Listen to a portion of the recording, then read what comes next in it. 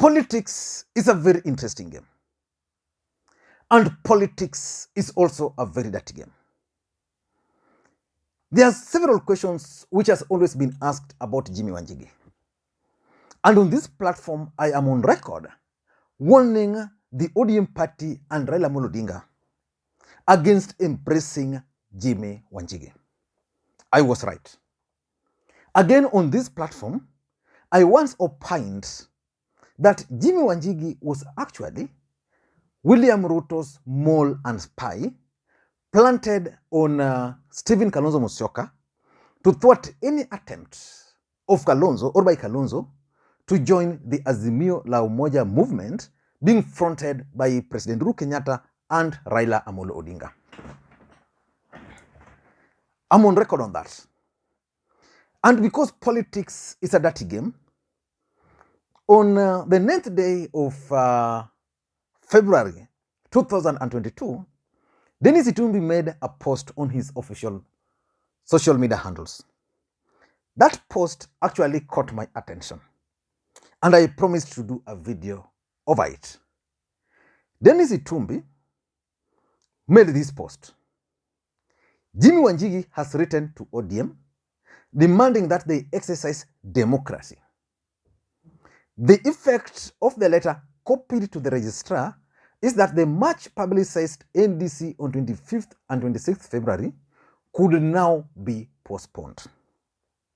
Jimmy Wanjigi argues that the notice issued for the NDC is defective.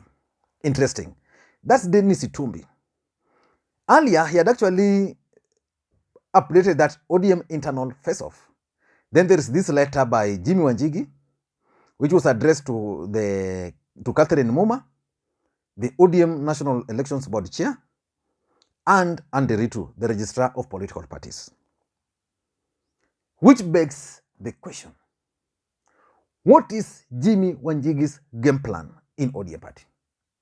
Because for a fact, Jimmy Wanjigi's move to run for the presidency under ODM was an afterthought.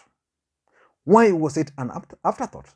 Because I remember sometimes back, ODM party invited anybody who wanted to contest for the presidency under its ticket to apply. Jimmy Wanjigi never applied. So that's the reality. So which means he never had the intention. I also remember Jimmy Wanjigi going to Orange House late last year to register as a member. Which means Jimmy Wanjigi was supporting Raila Odinga as Jimmy Wanjigi and not as ODM member. In fact, Jimmy Wanjigi registered as a life member of ODM party after he had started campaigning. But there was clear signs about Jimmy Wanjigi's motive, which most people failed to realize, but I pointed them out. The first sign was the time Jimmy Wanjigi started opening party offices, parallel party offices, and installing parallel officials. So Jimmy Wanjigi started going around the country. He went to Kiambu, opened a parallel office there, installed officials there. He went to Meru, Jimmy Wanjigi opened a parallel office, installed officials. Jimmy Wanjigi went somewhere else, opened a parallel office, and installed parallel officials. That is the day the ODM party realized that this guy is not honest. Because if you want to revamp a party, the truth of the matter is that you should go outside there, open offices, then ask the officials there to use that office. But here with Jimmy Wanjigi, ODM has its official registered by the party. Then he goes to a place, opens a branch office, installs just people from nowhere. Then Jimmy Wanjigi also embarked on personal attacks on Raila Odinga. That was another sign. Because if you are competing against Raila Odinga in ODM party to win the ODM ticket, that's not the end of the day. If you were to go through that process and win, it means you will also need that support of Raila Odinga. But here we were, Jimmy Wanjigi was training all his arsenals on one man, Raila Odinga. While Raila Odinga and ODM party had their opponents. By that time, their opponent was actually the UDA party leader, William Ruto. So that was also a clear sign. And then after that, Jimmy Wanjigi started branding himself within ODM party. So he came up with his own branding. Jimmy Wanjigi, JM something, you see the logo, even the color was a bit different. And that's what he was promoting. Even his track had those branding. So in this video today, I want to try and explain to you guys how Jimmy Wanjigi planned to bring Raila Odinga down.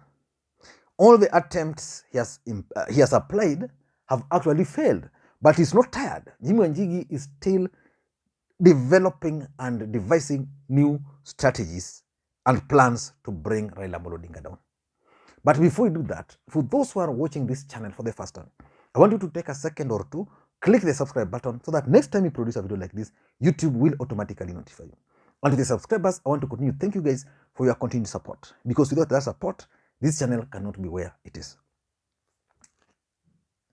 I want to ask you or to request you guys, please give this particular video thumbs up. You know, if you do that, you support the channel in a very big way without even you knowing. So just click that thumbs up button. You can drop your comment. Now, it is now clear that Jimmy Wanjigi and Raila Odinga have parted ways. Raila Odinga has maintained his silence on Wanjigi. Wanjigi has tried everything to drag him. Raila Odinga is silent. But you can clearly tell that Jimmy Wanjigi is not a happy man. That Jimmy Wanjigi is actually very bitter with Raila Odinga. So the first question which is coming up, why is Jimmy Wanjigi bitter with Raila Odinga? Because I want us to look at his elaborate plan, but let us first understand why Jimmy Wanjigi is actually bitter.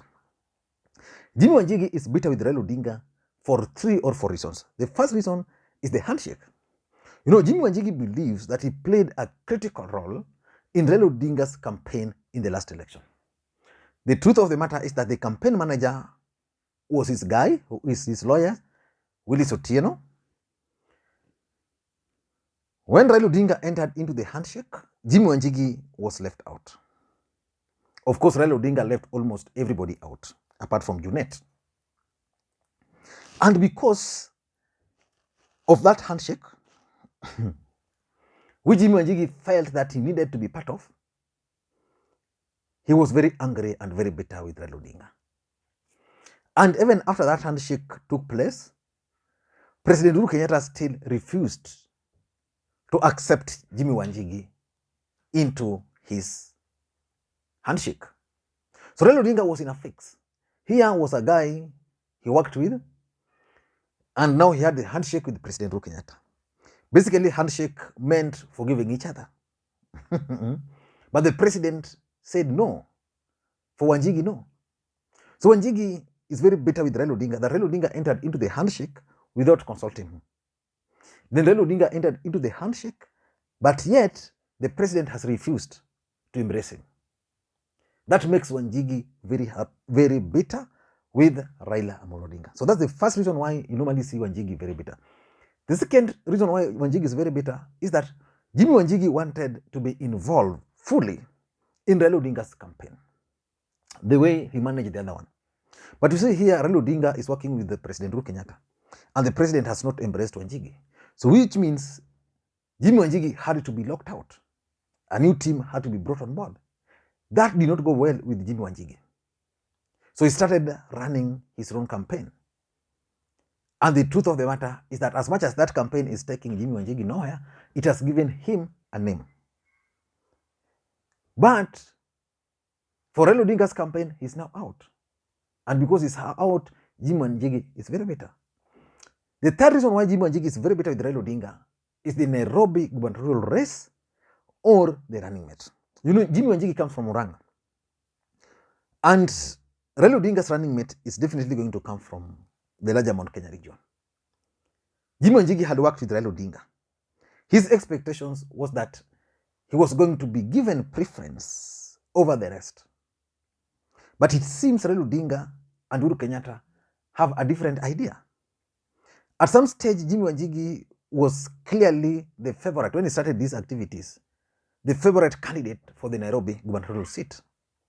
But again, because of fallout with Raila, with Raila and Ruto, with Raila and Uhuru, it means he can't now be.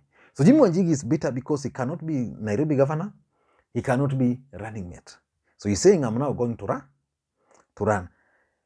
And the fourth reason why Wanjigi is very bitter is because he believes that in 2017, he played a key role for Raila Odinga. And that role needed to be appreciated. But it seems Raila Odinga is not appreciating it. And lastly, the fact that Jimmy Wanjigi is now being ignored, especially within ODM party. You know, in the last election, let me just be honest with you.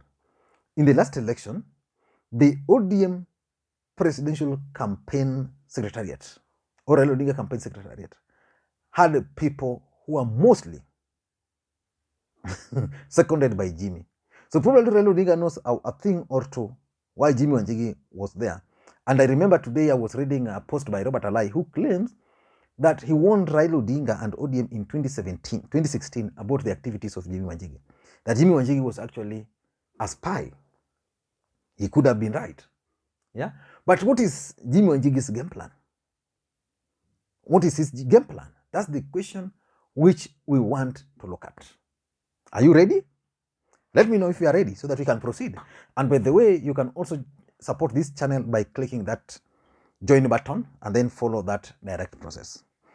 This game plan is what Jimmy Wanjigi has tried, but most of them have failed. So here's the last one. Is this last one going to succeed? That is, number one, thwarting the National Delegates Conference, which takes us to Dennis Itumbi's letter. So I want you to go to Twitter after watching this, then read that letter, which he penned to Catherine Moma, because he's claiming that the notice for that meeting was not properly conducted. But Jimmy Wanjigi understands two things. Number one, that Jubilee Party is going to endorse Raila Odinga during that NDC. Endorsing Raila Odinga by Jubilee is a very big deal. That's something William Ruto would not want to happen. And therefore, if Jimmy Wanjigi is working for William Ruto, it means he's basically doing the bidding for the DP. So that NDC, thwarting that NDC would mean Jubilee Party will go ahead with the NDC, but ultimately they will not endorse Raila Odinga. Or if he'll go to court the way it's going, and then the court is going to issue directive that that process should not continue, then Jimmy Wanjigi will be a happy man. He shall have wasted Raila Odinga's plan. He shall have postponed also Jubilee endorsement. Number two is that during that NDC, Raila Odinga is going to be endorsed or nominated by ODM party as their presidential candidate, because NDC is the highest organ of any political party.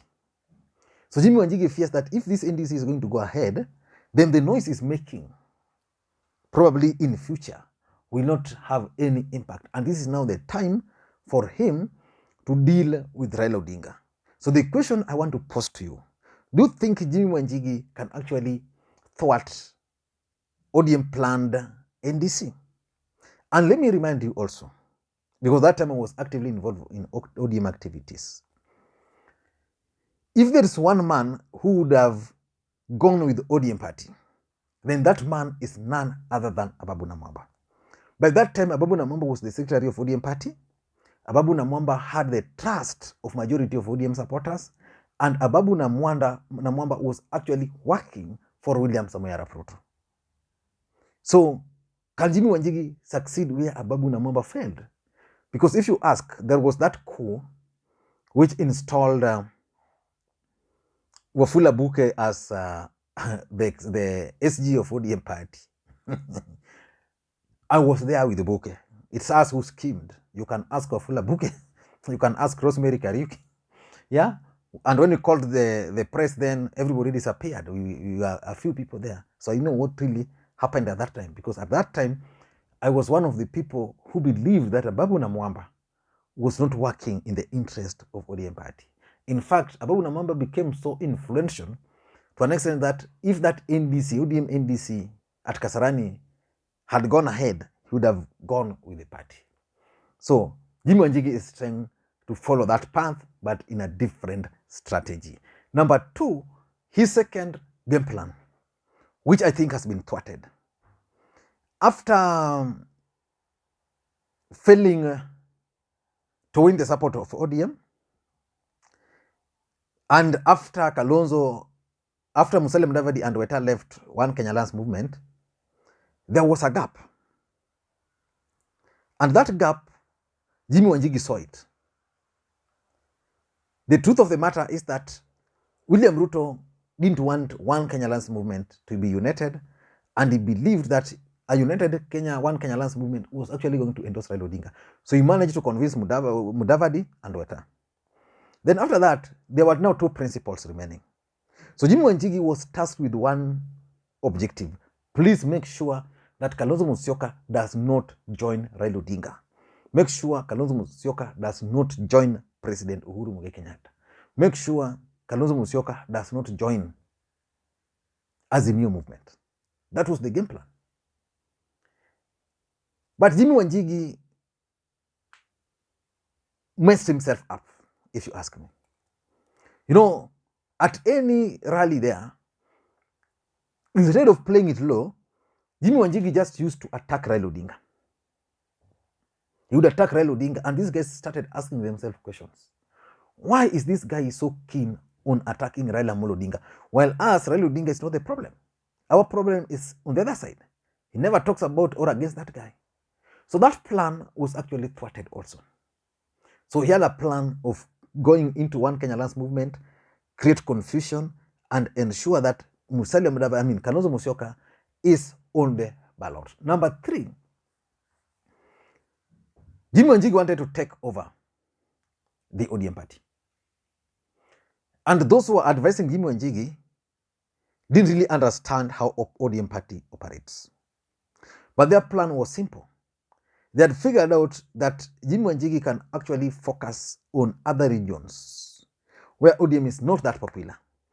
Central Kenya, Rift Valley, maybe other places. So you target those places, win the support of those delegates. Then when NDC is called, then Jimmy Wanjigi was going to take over the ODM party through ballot. But I know that was going to be difficult because the men in black were not going to allow. But that was his strategy. And ODM party realized that very late. They realized that this guy is creating parallel structures from the party with a view of creating confusion, with a view of taking the ODM party. So that plan was thwarted. But that was also one of his strategy. And his main strategy was to destroy ODM party from within. How do you destroy ODM party from within? Be very good. So Jimmy Wanjigi is very good to the men in black, by the way. I think maybe he's doing this. So the men in black don't have any problem with Wanjigi. Number 2, Jimmy Wanjigi has created the impression that he really campaigned and funded Raila Odinga. And therefore, everybody in ODM, when he started these moves, really trusted that he just wanted to run for the presidency. But his ultimate objective was to run for the presidency, manage to penetrate the delegates, and if he will be defeated at that stage, then he can leave with the delegates. So he wanted to destroy ODM at that stage. So which means Jimmy Wanjigi is now left with only one option, the NDC. Will Jimmy Wanjigi succeed in stopping ODM party from conducting its NDC on 25th and 26th? If you've watched this video up to this place, please just carry your hands. I want to count you. So I'm going to comment. Just drop your comments. Just say present. Then I'm going to comment. The problem is I'll only comment for 2 or 3 hours. So if you do after those hours, I might not be able to comment.